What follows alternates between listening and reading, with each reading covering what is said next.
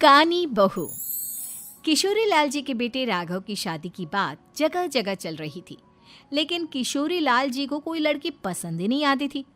और उसकी एक ही वजह थी, किशोरी लाल जी का लालची होना।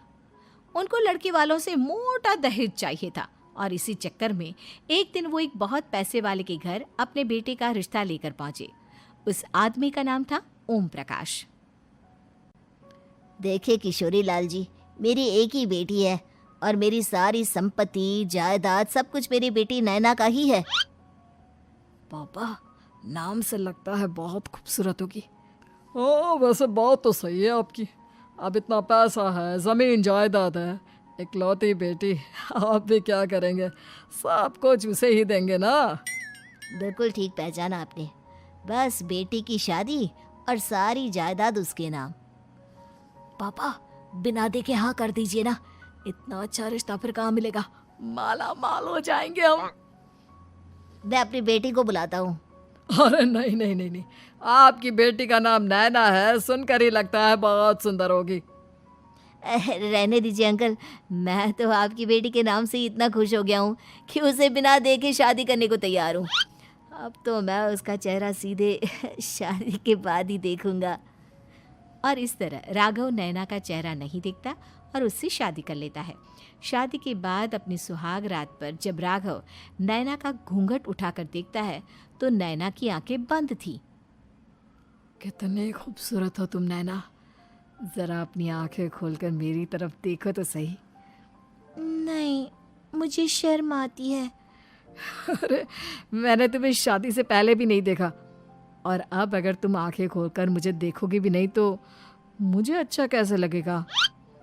इससे पहले कि नैना अपनी आंखें खोलकर राघव की तरफ देखती, अचानक से लाइट चली गई और राघव नैना को पूरी तरह से देख भी नहीं पाया। अगली सुबह नैना राघव के लिए नाश्ता बनाकर लेकर आई।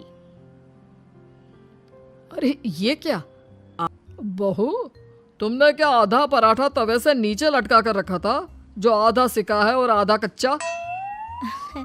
मुझे जितना दिखेगा उतना ही तो सीखूंगी ना पापा जी। जहाँ जहाँ मुझे नजर आ रहा था वहाँ मैंने सीख लिया, जहाँ जहाँ नहीं दिखा वहाँ कच्चा रह गया होगा।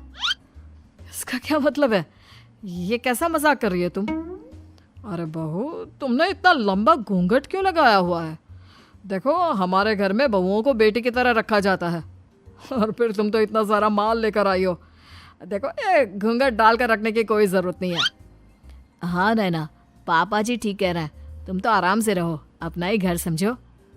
नैना अचानक से अपना घूंघट उठा लेती है। अरे ये क्या पापा, नैना की तो एक आंख फूटी हुई है। नाम से नैना, लेकिन ये तो कानी बहू निकली। मेरे साथ धोखा हुआ है, धोखा। बिना दिखाए अपनी कानी लड़की मेरे संग ब्याह दी। मुझे कानी बीवी नहीं चाहिए। मुझे अभी ओम प्रकाश जी से बात करनी पड़ेगी। आखिर उन्होंने मेरे साथ ऐसा किया क्यों? अरे, आप लोगों ने ही तो पापा से कहा था कि आप लोग शादी से पहले मुझे देखना नहीं चाहते। अब मेरे पापा पर क्यों इल्जाम लगा रहे हैं? अरे लेकिन उन्हें बताना तो चाहिए था ना कि तुम कानी हो, एक आंख से तुम्हें दिखाई नहीं देता।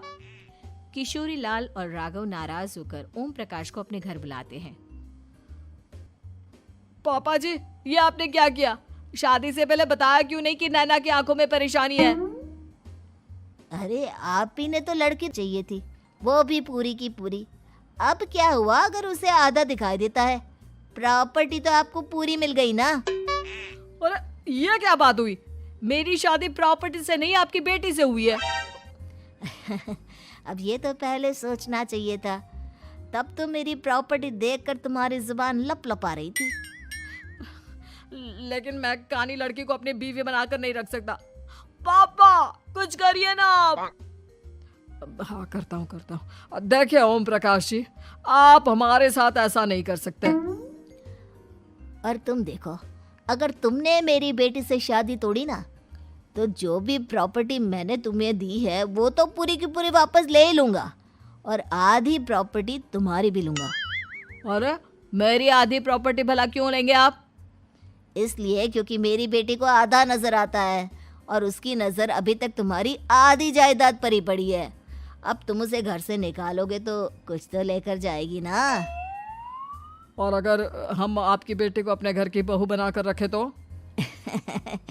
तो तुम्हारी पूरी प्रॉपर्टी तुम्हारी ही रहेगी और जो मैंने तुम्हें दिया है ना उसमें से बस मैं आधा लेकर जाऊंगा। अरे लेकिन अब आप अपनी दी हुई प्रॉपर्टी में से आधी वापस क्यों लेकर जाएंगे? अगर मैं आपकी बेटी को अपनी पत्नी बनाकर रखने को तैयार हूं तो? इसलिए ताकि भविष्य में अगर तुम मेरी बेटी को धोखा दो तो उसके पास कुछ तो रहे जो पति का हो। वैसे मेरे पास तो बहुत कुछ है, लेकिन अपने पति की कोई निशानी तो उसके पास होनी चाहिए ना। अब अगर तुमने मेरी बेटी को कहानी कहा तो तुम्हें प्रॉपर्टी भी कहानी ही मिलेगी, पूरी नहीं। जमाए राजा। किशोरी लाल और राघव समझ चुके थे कि वो बुरी तरह फंस चुके हैं और अब उनके पास वहां से निकलने का कोई चारा नहीं है। अब समझ में आया ना, लालच बुरी बला होती है। एक तो तुम्हें प्रॉपर्टी मिली, ऊपर से बीवी मिली, उसमें तुम्हें नखरे भी दिखाने हैं। आए बड़े, चुपचाप बैठो दोनों। राघव की कार लेकर बाजार घूमने निकलती है और जब कार लेकर वापस आती है, ये क्या? एक तरफ से मेरी गाड़ी पूरी खराब हो चुकी है।